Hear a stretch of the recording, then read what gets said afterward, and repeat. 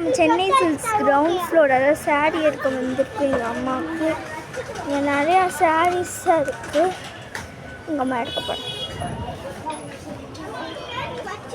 சைடில் நிறைய இருக்குது, சுற்றி சுற்றி இருக்கு. நாங்கள் இதில் சாரீ எடுக்க போகிறோம். எங்கள் அம்மா இந்த சாரீ எடுக்கலான்னு இருக்காங்க.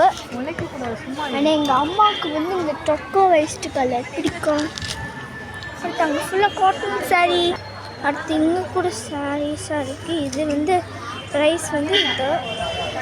அடுத்து இங்கே ஃபுல்லாக, அடுத்து இங்கே காட்டன் சாரீஸ், இங்கே நிறையா சாரீஸ் இருக்குது.